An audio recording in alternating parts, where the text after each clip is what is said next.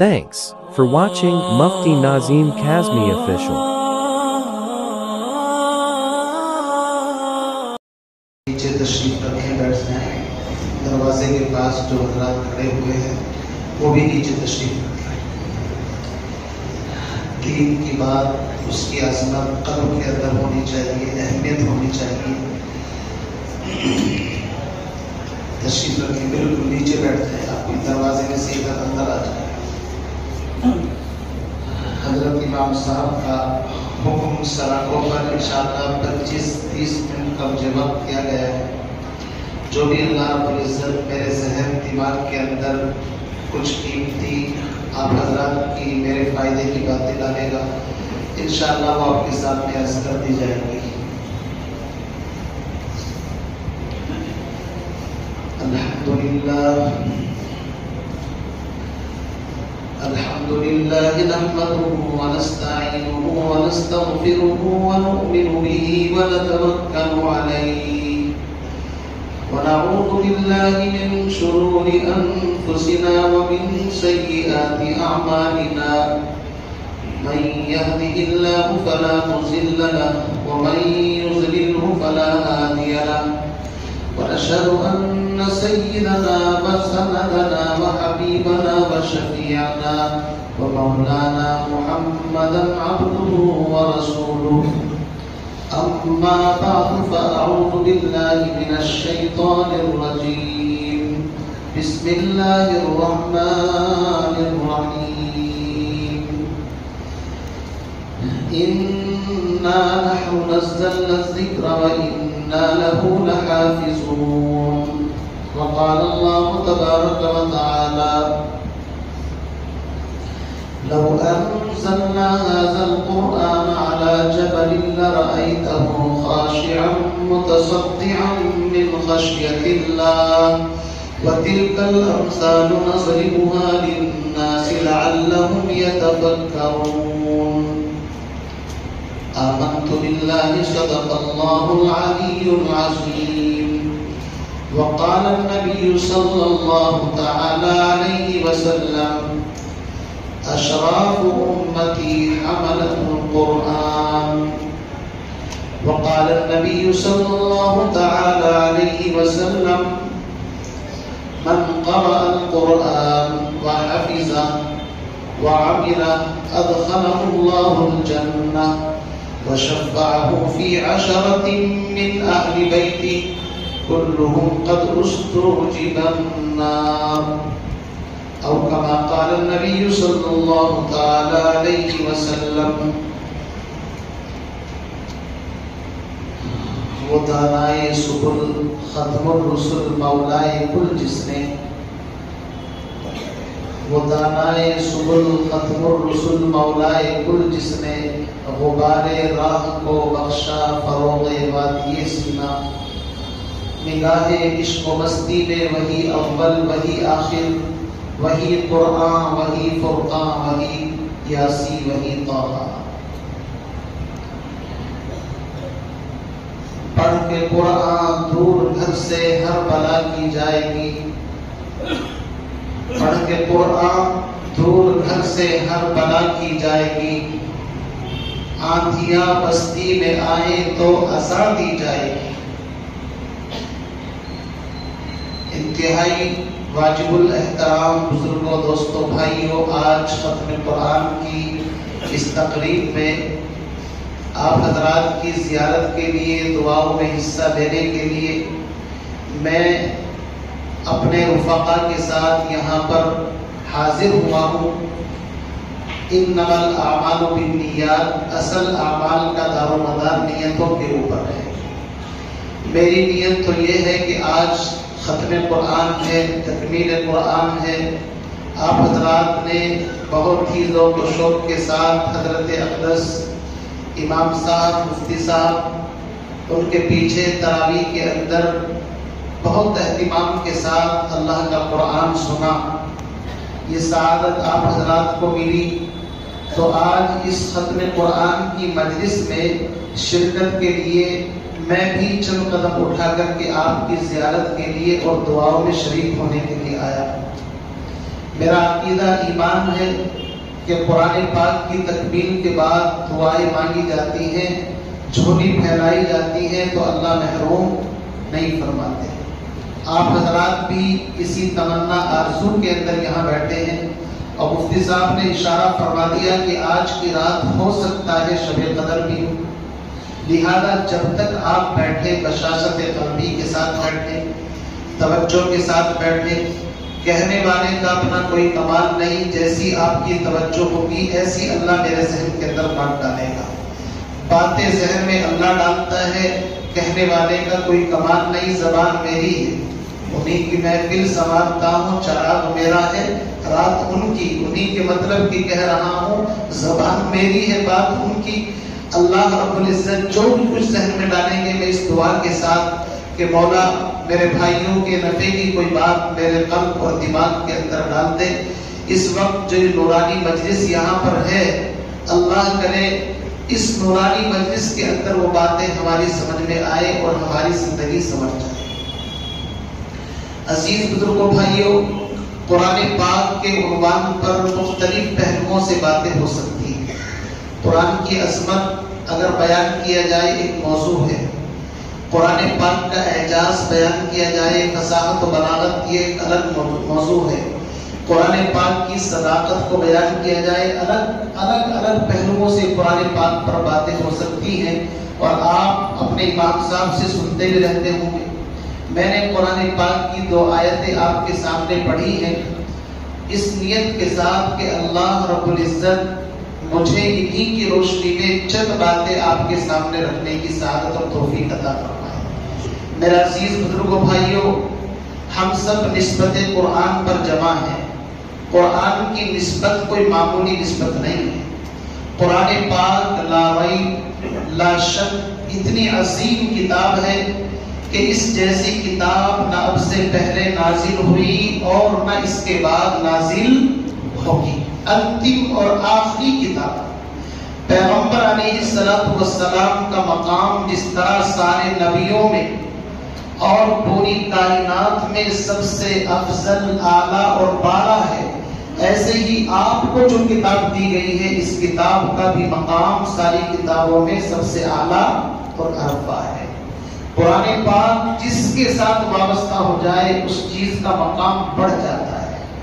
آپ دیکھیے مسجدوں کے اندر لکڑی کی، لوہے کی تپائیاں ہوتی ہیں، آپ مستری کے یہاں سے جا کر، کارپینٹر کے یہاں سے جا کر بنوا کر کے لاتے ہیں، معمولی لکڑی کوئی اہمیت نہیں ہوتی، لیکن جس دن اس کی نسبت قرآن سے جڑ جاتی ہے، جب اس کے اوپر پکا قرآن رکھا جاتا ہے، اگر کوئی بچہ اس کے اوپر سے گزر جائے تو استاذ بلا کر کے اس کو کان پکڑتا ہے، تنبیہ کرتا ہے، اس کی اٹھک بیٹھک لگواتا ہے، تو نے قرآن کی اس عظمت کا خیال نہیں کیا، اس کے اوپر قرآن رکھا جاتا ہے۔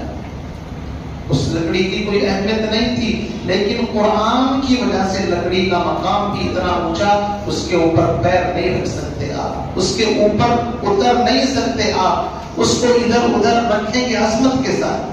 تو لکڑیاں تو بے شمار ہیں دنیا کے اندر، لیکن جس لکڑی کی نسبت بھی قرآن کے ساتھ ہو گئی اس کا مقام ساری چیزوں میں بڑھ گیا۔ آپ دکان سے خرید کر کے معمولی سا کپڑا لاتے ہیں، کوئی ویلو نہیں، کوئی عظمت نہیں، لیکن اسی کپڑے کو آپ قرآن پاک کا جزو دان بنا دیتے ہیں، قرآن پاک سے وابستہ کر دیتے ہیں، وہ بوسیدہ بھی ہو جائے، پھٹ بھی جائے، پھر بھی انسان کے دل میں اتنا احترام ہوتا ہے، اس کو آپ گٹر میں نہیں پھینک سکتے، ڈسٹ بین میں نہیں پھینک سکتے، اس کو آپ گھر میں صافی نہیں بنا سکتے، بلکہ عظمت کے ساتھ اٹھا کر کے آپ اس کو کسی ایسے مقام پر رکھیں گے۔ وجہ کیا ہے؟ قرآن کی نسبت جو اس کے ساتھ ہو گئی، جس کے ساتھ قرآن کی نسبت وابستہ ہوگی اسی چیز کا مقام بڑھ جائے گا۔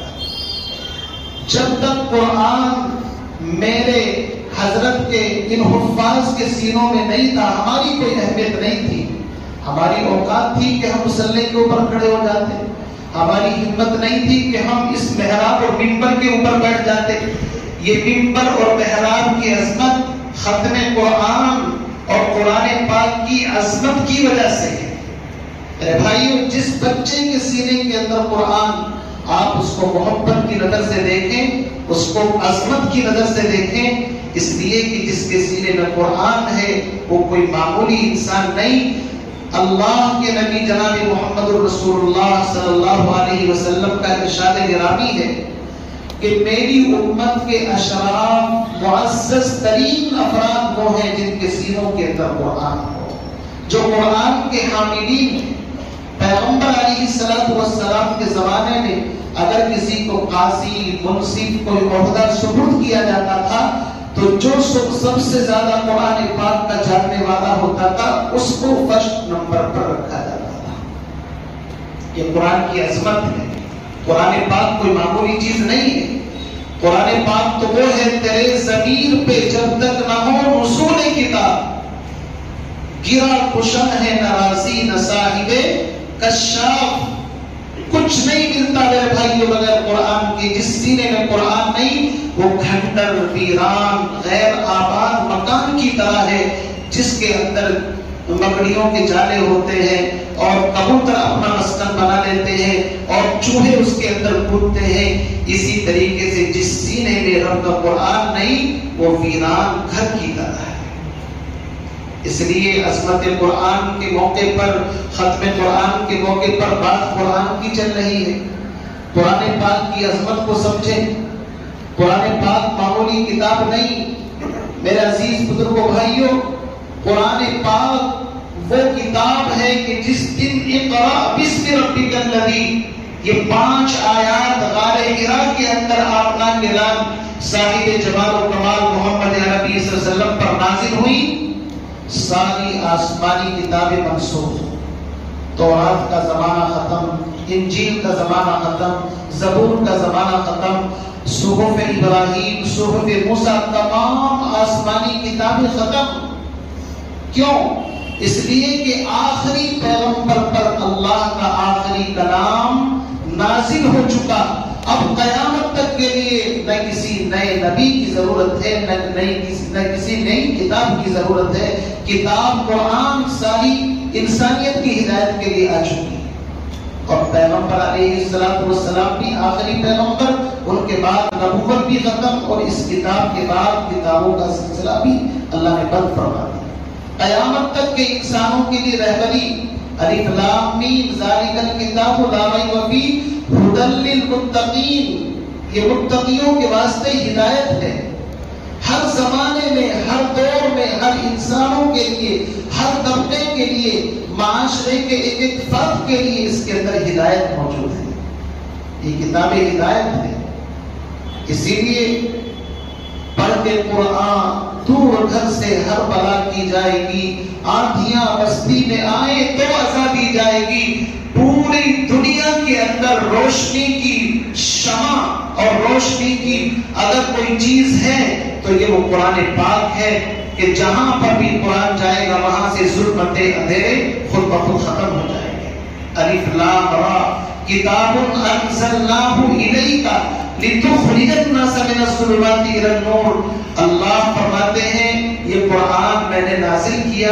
اس قرآن کی عظمت یہ ہے کہ یہ انسانیت کے دلوں کے اندر ایسا ایک طریقے سے اپنا اثر پیدا کرتی ہے کہ انسان کے دل کو بالکل سیقل اور مجلہ اور مصفہ بنا دیتی ہے۔ تو میرے عزیز بھائیوں، ختم قرآن کی مجلس سے آپ سب یہاں پر تشریف فرما ہے۔ قرآن پاک کی عظمت جس اعتبار سے بھی آپ دیکھو گے عجیب ہے۔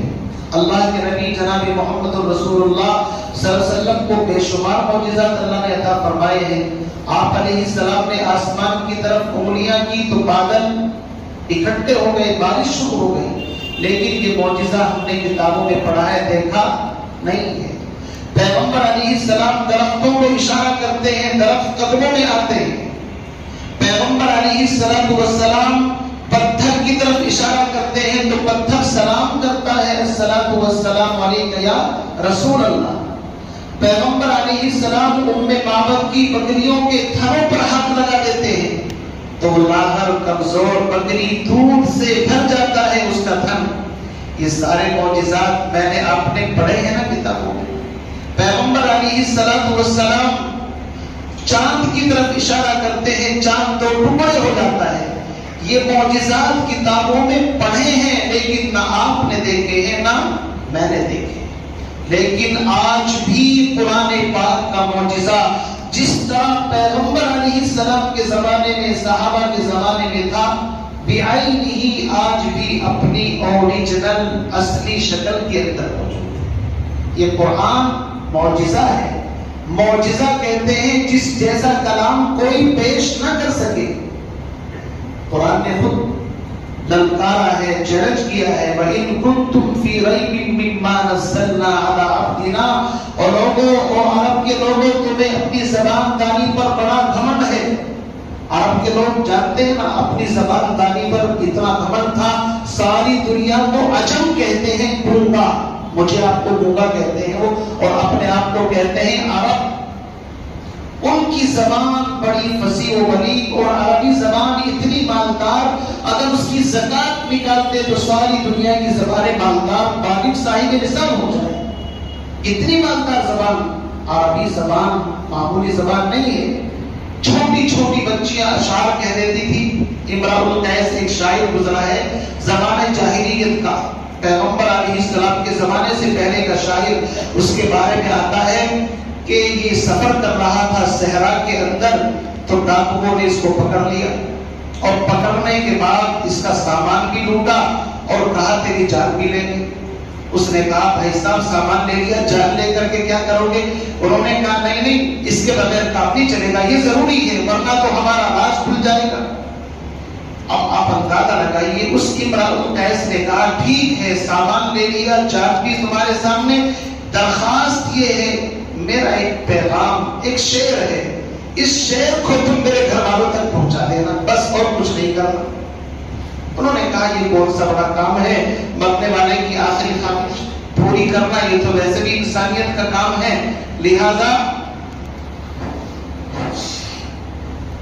اس نے کہا کہ کوئی بات نہیں، قتل کر دیا اس کو، لیکن شعر کیا تھا؟ یبنتا امراء القیس ان اباکما، اے امراء القیس کی دونوں بیٹیوں، یہ اس کا ترجمہ بتا رہا ہوں، یبنتا امراء القیس ان اباکما، آگے کا جملہ نہیں کہا، بس ایک جملہ ان دونوں کو کہا، بھائی یہ میرا پیغام میرے گھر تک پہنچا دینا۔ وہ اتنے نادان اناڑی تھے، انہوں نے کہا کوئی بات نہیں، اس پیغام کو پہنچا دیں گے۔ چنانچہ اس کو قتل کرنے کے بعد سوچا یار اس کی آخری خواہش تھی، جاؤ اس کے گھر پر جا کر کے پیغام پہنچا دو، انہیں انجام کا کچھ پتہ نہیں انجام کیا ہونے والا ہے۔ اس واقعے میں آپ کو اشارہ یہ کرنا چاہتا ہوں کہ اس زمانے میں فصاحت و بلاغت اتنے عروج پر تھی کہ چھوٹی چھوٹی بچیاں بھی گہرائی کو سمجھتی تھی کلام کی۔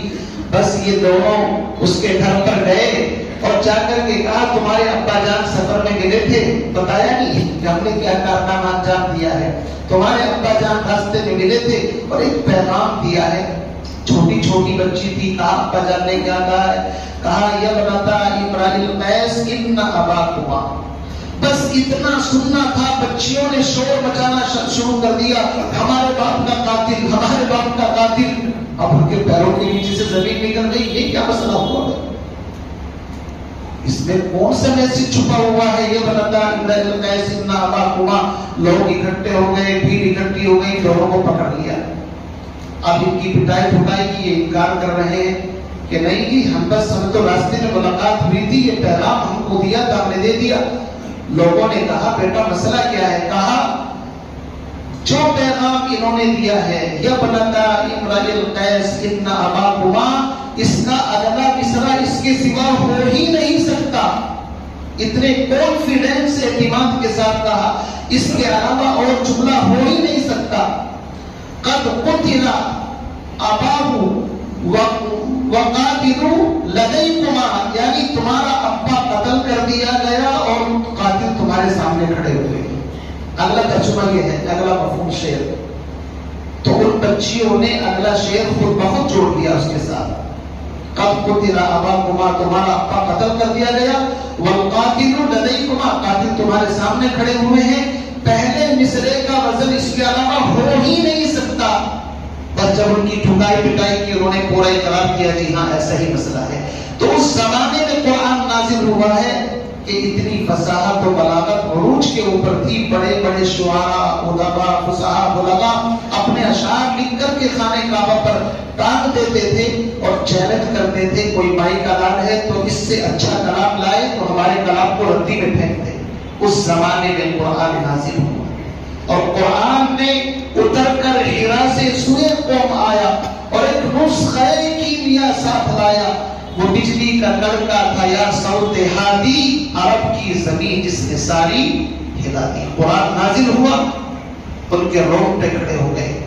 ایسا فصیح و بلیغ قرآن. قرآن کی چھوٹی سے چھوٹی سورت انا اعطیناک الکوثر فصل لربک وانحر ان شانئک هو الابتر اذا جاء نصر اللہ. سورہ اخلاص قرآن کہتا ہے 10 سورتیں لاؤ. 10 سورتیں نہیں لا سکتے، ایک سورت بنا کر کے لے آؤ. قل لئن اجتمعت الانس والجن، اور تمام انسانیت، جنات، ساری اے ٹو زیڈ مخلوق کو اکٹھا کرو، لاؤ قرآن کا مقابل. نہ اس زمانے میں قرآن کا کوئی مقابلہ کر سکا، نہ آج ہے اور نہ قیامت تک بولو کر سکتا. یہ قرآن کا معجزہ ہے. اگر قرآن کا مقابل لے آتے تو بدر میں جانے کی ضرورت تھی؟ کیسی تلوث ہو جاتا کہ قرآن نے مطالبہ کیا ہے لاؤ لاؤ، ہم نے لا کر کے دے دیا. مسلمہ کذاب ایک بدماش آدمی پیغمبر علیہ السلام کے زمانے میں گزرا، اس نے جھوٹی نبوت کا دعویٰ کیا. لوگوں نے اس سے کہا محبوب کا معجزہ تو یہ ہے کہ وہ کھارے اور کڑوے اگر کنویں کے اندر دھوپ ڈال دیں وہ میٹھا ہو جاتا ہے، تو تو بھی تو کوئی معجزہ دکھا. اس نے رات میں سیٹنگ کی، 2-4 مریدوں سے کہا اپنے بھائی 2-4 چینی کی گولی کا انتظام کرو، فلاں جگہ کو بھیج کے اندر جا کر کے ڈالو، صبح ہم سب کے سامنے معجزہ دکھائیں گے. رات میں سیٹنگ ویٹنگ کی، جا کر کے چینی کی گولی اور شکر وغیرہ اس کے اندر ڈلوائی. صبح مریدین کو لے کر کے گیا، جب وہاں پہنچا اس کے اوپر اس کے اندر دھوپ ڈالا تو بجائے میٹھا ہونے کے وہ کڑوا ہو گیا. یہ ایسے ایسے بدماش گزرے. کسی نے کہا جب تو نبی ہے تو تجھ پر بھی تو کوئی وحی آتی ہوگی. اب بڑا پریشان، رات دن محنت کر رہا ہے کہ وحی کس طرح اس کا مقابلہ کیا جائے. چنانچہ 2-3 باتیں گھڑ کر کے اپنے پاس سے لایا. القاریہ ملقاریہ کے وزن پر. القاریہ ملقاریہ، کھڑکھڑانے والی. کیا ہے وہ کھڑکھڑانے والی؟ یہ تو اللہ نے قیامت کا نقشہ کھینچا ہے. اس نے اپنے ذہن سے گڑا شیطانی کہ الفیل والفیل وما ادراک ما الفیل. جانتے ہو ہاتھی کیا ہوتا ہے اور تمہیں پتا بھی ہے ہاتھی کیا چیز ہے؟ اس کے مرید ہنسنے لگے، کہنے لگے ساری دنیا جانتی ہے اس کے سونڈ ہوتا ہے، دم ہوتی ہے، اس کا پیٹ ہوتا ہے، کون نہیں جانتا ہاتھی کو؟ یہ بھی کوئی وحی ہوئی؟ ایسے ایسے بدباش شریر لوگ بھی تاریخ کے اندر گزرے ہیں. میرے بھائیو یاد رکھیے قرآن آخری کتاب، آخری پیغمبر کے اوپر نازل ہوئی. بات وقت نہیں ہے، وقت مجھے جو حضرت مفتی صاحب نے دیا تھا قریب قریب وہ مکمل ہونے والا ہے. 3 باتیں میں آپ کو بتا کر کے اپنی بات ختم کرتا ہوں. اس امت کو اللہ نے 3 چیزیں ایسی اسپیشل عطا کی ہیں جو اس سے پہلے کسی امت کو عطا نہیں ہوئی. وہ 3 چیزیں کیا ہیں؟ ان میں سب سے پہلے روزے تو اور امتوں کو بھی ملے ہیں. قرآن خود کہتا ہے کما کتب علی الذین من قبلکم، تم سے پہلے بھی روزے دیے، لیکن رمضان اللہ نے کسی کو عطا نہیں فرمایا. ایک روزہ مل گیا، کسی کو 2، کسی کو 3، لیکن ایسی عظمت والا مہینہ شہر رمضان الذی انزل فیہ القرآن، یہ عظمت والا مہینہ اللہ نے آدم سے لے کر حضرت عیسیٰ تک کسی امت کو عطا نہیں فرمایا. دوسری چیز قرآن کتاب اللہ، کلام اللہ، اللہ کا کلام ہے. کلام الملوکی، ملوک الکلام، یہ کسی انسان کا کلام نہیں. جو اللہ کی شان ہے وہی قرآن کی شان ہے. اللہ بھی ازل سے ہے ابد تک ہے، قرآن بھی ازل سے ہے ابد تک رہے گا. اللہ کی ذات میں فنا نہیں تو قرآن کو بھی بولو بھائی فنا نہیں. پھر قرآن کو مٹا سکتا ہے؟ نہیں، بدلے گا زمانہ لاکھ مگر قرآن نہ بدلا جائے گا. زمانہ آج آج بھی قرآن ہی سے فیض پائے گا اور مٹے گی ظلمت شب اور سورج جگمگائے گا. آج بھی قرآن کا سکہ چل رہا ہے اور قیامت تک قرآن کا سکہ چلے گا. کوئی مائی کا لال قرآن کو ختم نہیں کر سکتا. تاریخ میں بڑی بڑی کوششیں قرآن کو صفحہ ہستی سے مٹانے کی گئی اور کی جاتی رہے گی، لیکن نور خدا ہے کفر کی حرکت پہ خندزن بھوکوں سے یہ چراغ بجھایا نہ جائے گا. یریدون لیطفئوا نور اللہ بافواہہم، منہ سے اس چراغ کو بجھانا چاہتے ہو. قرآن کہتا ہے یہ اللہ کا کلام ہے، سارا زمانہ ادھر سے ادھر ہو سکتا ہے. مسلمانوں عقیدے کو مضبوط کرو، ڈرنے کی کوئی ضرورت نہیں، تمہیں گھبرانے کی ضرورت نہیں. جب تک تمہارا رشتہ اللہ کے قرآن سے مضبوط ہے، رب کعبہ کی قسم تمہارا کوئی بال بیکا نہیں کر سکتا. وَاعْتَصِمُوا بِحَبْلِ اللَّهِ جَمِيعًا، اور لوگوں اللہ کی اس رسی کو، قرآن کو مضبوطی سے پکڑ لو. اس کا ایک سرا لوح محفوظ کے اوپر ہے، ایک سرا زمین کے اوپر ہے. ڈوبتے تو تنکے کا سہارا ہوتا ہے. آج امت ڈوب رہی ہے ظلمت اور تاریکیوں کے اندر. اگر آج اس ظلمت اور تاریکی کے اندر اپنے آپ کو سنبھالنا ہے تو ڈوبتے کو تنکے کا سہارا ہوتا ہے. اللہ نے اپنی رسی زمین پر اتاری ہے. لوگوں میرے قرآن کو پکڑ لو، تمہارا کوئی بال بیکا نہیں کر سکتا. کتنے فیصد ہے مسلمان جو قرآن کے حافظ ہیں؟ ناظرہ بھی صحیح نہیں آتا میرے بھائیوں. یہ امت کا حال ہے. انگلش پڑھنے پر بڑا فخر محسوس کرتے ہیں. لاکھ انگلش دان اور لاکھ دنیاوی تعلیم والے ایک پلیٹ فارم پر اکٹھا ہو جائیں، ایک طرف صرف قرآن پڑھنے والا بچہ ہو، خدا کی قسم اس کی پیروں کی خاک کی برابر وہ سارا انگریزی کا طبقہ نہیں کر سکتا. اس لیے کہ انگلش کی ساری ڈگریاں موت کے بعد ختم ہو جاتی ہیں، وہ جلائی جاتی ہیں، پھاڑ دی جاتی ہیں، وہ کسی کام نہیں آتی. لیکن قرآن جو ہے وہ قبر میں بھی کام آتا ہے، پلسرات پر بھی کام آتا ہے، میدان محشر میں بھی کام آتا ہے. ایک حدیث کا مفہوم ہے کہ رمضان اور قرآن دونوں سفارشی بن کر کے رب کی بارگاہ میں آئیں گے. اللہ دن بھر بھوکا رہتا تھا، پیاسا رہتا تھا، میں تیرے اس بندے کو میں نے تیرے نام پر بھوکا پیاسا رکھا ہے. اور آپ نے خود فرمایا ہے کہ روزہ میرے لیے ہے اور میں خود روزے کا بدلہ ہوں. اللہ روزے کی سفارش قبول فرمائیں گے. قرآن بھی چل کر کے آئے گا. مولا یہ رات کو تہجد میں پڑھتا تھا، نمازوں میں پڑھتا تھا اور جھوم جھوم کر کے تلاوت کرتا تھا. مولا یا تو مجھے اپنے قرآن کتاب ہونے سے نکال دے ورنہ میری سفارش قبول فرما. اس لیے میرے بھائیوں ان حافظ قرآن کے مقام کو بھی سمجھو، ان علماء کے مقام اور مرتبہ کی سمجھو کہ جن کے سینوں کے اندر قرآن ہے. میں نے بات یہی سے شروع کی تھی کہ نسبتوں کے بدلنے سے چیزوں کے اندر تبدیلی ہو جاتی ہے. دو اینٹ بھٹے کے اندر پکتی ہیں، دونوں کو خرید کر کے لاؤ، ایک ہی آگ سے ایک ہی کوئلے سے ان کو پکایا گیا ہو اور فرما بھی ایک ہی ہے، بھٹا بھی ایک ہے، مارکا بھی ایک ہے. ایک اینٹ مسجد کے فرش پر لگا دو اور ایک اینٹ بیت الخلا کے اندر لگاؤ. ایمانداری کے ساتھ بتاؤ جس اینٹ کو آپ خرید کر کے لائے ہیں اور مسجد کے فرش پر آپ نے لگایا ہے، آپ اس کے اوپر اپنی پیشانی ٹیکتے ہوئے فخر محسوس کرتے ہو. آپ اینٹ پر نہیں یہ سمجھتے ہو کہ میں اپنی پیشانی اللہ کے قدموں کے اندر جھکا رہا ہوں. خواجہ عزیز الحسن مجذوب نے اسی کو کہا تصور عرش پر ہے، زیر سجدہ ہے زمین میری، تیرا اب پوچھنا کیا آسماں میرا زمین میری. اگر تو در نہ کھولے گا تو میں بھی در نہ چھوڑوں گا. حکومت اپنی اپنی ہے، کہیں تیری کہیں میری. تو اس اینٹ کو آپ جس کو مسجد میں لگاتے ہیں پیشانی اس کے اوپر رکھتے ہیں، لیکن جس کو آپ نے بیت الخلا میں وہاں آپ چپل جوتا پہن کر کے جاتے ہیں.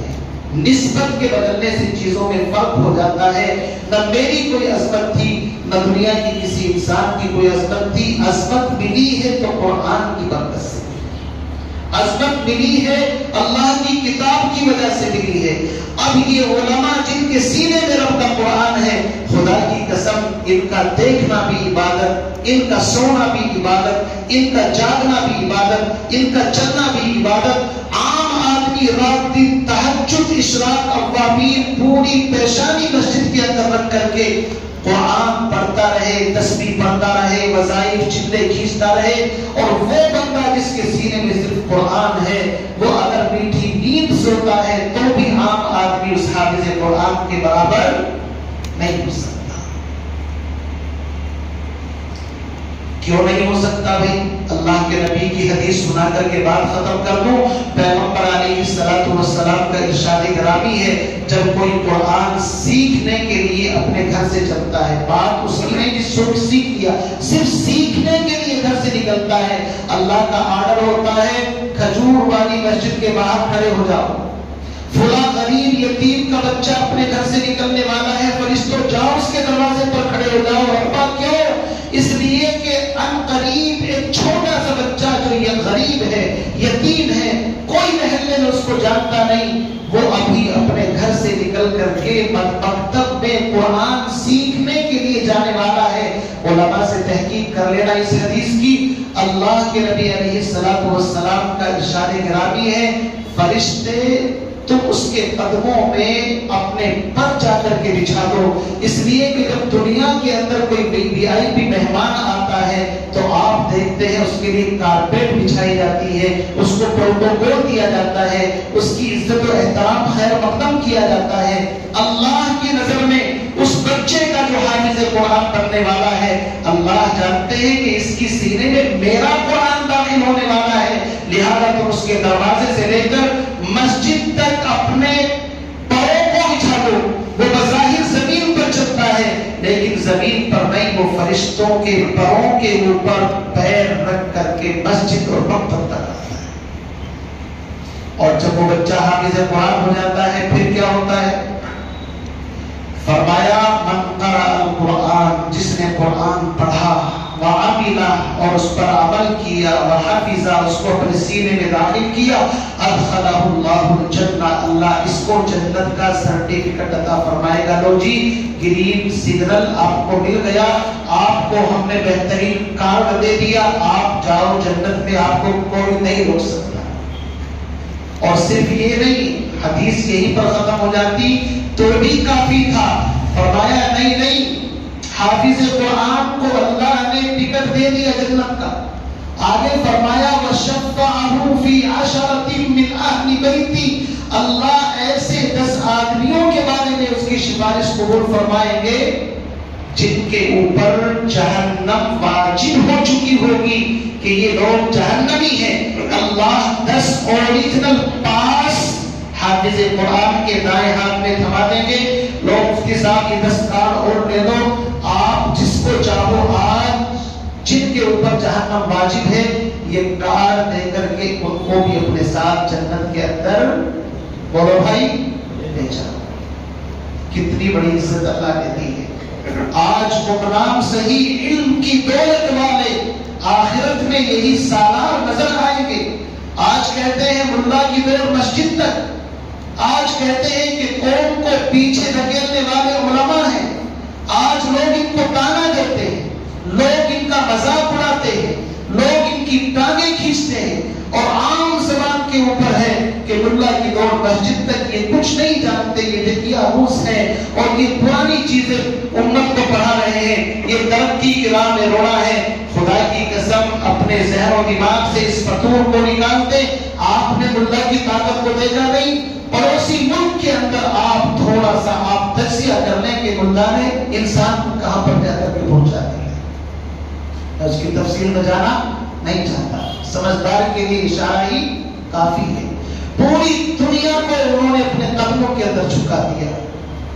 یہ ملا کی طاقت کو آپ ہلکا مانتے ہو؟ ایمان کی طاقت، قرآن کی طاقت معمولی نہیں۔ پیغمبر علیہ السلام نے صرف نماز پڑھانا نہیں سکھایا، آپ نے تجارت کرنا بھی امت کو سکھایا ہے، آپ نے کھیتی باڑی کرنا بھی سکھایا ہے، آپ نے امت کے تمام طبقات کو کس طریقے سے لے کر کے چلنا ہے، آپ نے سیاست بھی سکھائی ہے۔ لیکن وہ سیاست کیسی تھی؟ مدینے کے اندر جب بیٹھتے تھے تو قیصر و کسریٰ کے ایوانوں میں زلزلہ طاری ہو جاتا تھا. ایسی سیاست تھی اسلام کی. اللہ کرے پھر سے وہ سیاست مسلمانوں کے اندر پیدا فرمائے. تو قرآن پاک کوئی معمولی کتاب نہیں ہے. تو اللہ رب العزت اس قرآن پاک کا وہ کہ حافظ کو وہ اتنا بدری اتھارٹی عطا فرمائیں کہ اپنے ساتھ 10 آدمیوں کو جنت کے اندر اور لے کر کے چلے گا. اس لیے میرے عزیز بھائیوں قرآن پاک کو خود بھی پڑھنا ہے, اپنے بچوں کو بھی حافظ قرآن بنانا ہے. جن کے سینوں میں رب کا قرآن ہے وہ سینے جہنم پروف ہو چکے ہیں. جہنم کی آگ تو کیا دھواں بھی ان کے قریب نہیں آ سکتا. سوئٹزرلینڈ کے اندر جو گھڑی بنتی ہے واٹر پروف, پانی میں ڈال دو پانی اثر نہیں کرتا. اللہ نے اس زمین کے اوپر یہ قرآن 30 پاروں کی شکل میں بھیج دیا کہ تم اس کو اپنے سینے کے اندر بساؤ. کہا نا کہ بسالے اس کے سینوں بسالے اس کے پاروں کو جو اپنے سینے میں زمانے میں اسے سب حافظ قرآن کہتے ہیں.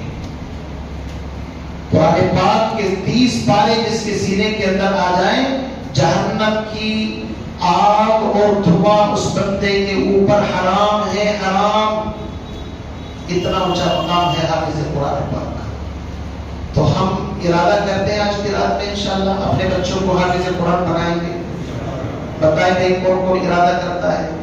ہاتھ اٹھا کر کے ماشاءاللہ سب. بہت بڑی بات ہے. 3 باتوں کے اوپر بات ختم کرنی تھی. ایک تو رمضان جیسی دولت کسی امت کو اللہ نے عطا نہیں فرمائی. ایک قرآن جیسی دولت اللہ نے کسی کو عطا نہیں فرمائی. ایک نبی آخر الزمان جیسی نبوت اور ایسا نبی اللہ نے کسی کو عطا نہیں فرمایا. ایک کتاب اللہ ہے, ایک شہر رمضان یعنی اللہ کا مہینہ ہے شہر اللہ رمضان, اور تیسرا اللہ کے نبی آخر الزمان جناب محمد رسول اللہ صلی اللہ علیہ وسلم. ہر اعتبار سے قرآن پاک بڑی عجیب اور انتہائی مقبول. اور میں تو کہتا ہوں کہ جو عظمت اللہ کی رہے وہی اللہ کے قرآن کی ہے. چونکہ کلام کا مطلب ہے بات. جس طرح قرآن لوح محفوظ میں تھا ایسے ہی آج زمین کے اوپر ہے, اور حافظ قرآن کے سینے کے اندر بھی بالکل وہی قرآن ہے جو لوح محفوظ کے. اسی لیے حدیث کے اندر آتا ہے حافظ قرآن سے کہا جائے گا پڑھتا جا اور جنت کے دروازوں پر درجوں پر چڑھتا جا. اب آپ سوچیں گے اتنی ساری آیتیں پڑھے گا تو جنت میں تھکے گا نہیں, چلتے چڑھتے کہاں تک چڑھے گا آدمی. تو آج کے اس ماڈرن زمانے میں سمجھنا آسان نہیں ہے. بڑے بڑے مقاموں کے اندر لفٹ لگی ہوئی ہوتی ہے. لفٹ دیکھیے آپ نے, اس کے اوپر جب کھڑے ہوتے ہیں تو بٹن دباتے ہیں. کیوں جی؟ اور لفٹ اوپر کو جاتی رہتی ہے. آپ دیکھیں کہ 1 مالا 2 مالا پتہ نہیں چلتا, کھڑے کھڑے منٹوں کے اندر آپ اوپر پہنچ گئے. تو اللہ کے یہاں بھی اس سے اعلیٰ درجے کی لفٹ لگی ہوئی ہے. اس لیے حافظوں کو اوپر کھڑے ہو کر کے کہا جائے گا آپ بٹن دباؤ, قرآن پڑھنا چالو کرو, اور جہاں قرآن ختم ہوگا بس وہی تمہاری منزل, وہی تمہارا مقام. اللہ کرے ہم تمام کو قرآن پاک کی عظمت ہمارے دلوں کے اندر بیٹھے. آپ کی مسجد کے اندر ہی ہمارے بھائی نفیس ہیں, بڑی خوشی ہوتی ہے بچہ حافظ قرآن ماشاءاللہ قرآن پاک حفظ کر رہا ہے. 12 پارے ہو چکے ہیں, اعتکاف میں بھی بیٹھے ہیں. مفتی صاحب کی سرپرستی میں ان کے مشوروں پر ماشاءاللہ آگے بڑھ رہا ہے. بہت خوشی ہے. تو جو اس عمر کے اندر قرآن سیکھ سکتا ہے, قرآن سیکھنے کی کوئی عمر نہیں ہے. وَلَقَدْ يَسَّرْنَا الْقُرْآنَ لِلذِّكْرِ فَهَلْ مِن مدکر. اللہ نے اس کو آسان کر دیا. بہرحال میں اپنی بات کو یہیں پر ختم کرتا ہوں. تقریباً 10 منٹ اور زیادہ ہی ہو چکی حضرت مفتی صاحب نے جو دی تھی. اللہ تعالیٰ مجھے بھی آپ کو بھی کہنے سننے زیادہ بڑی توفیق نصیب فرمائے. وآخر دعوانا الحمدللہ رب العالمین.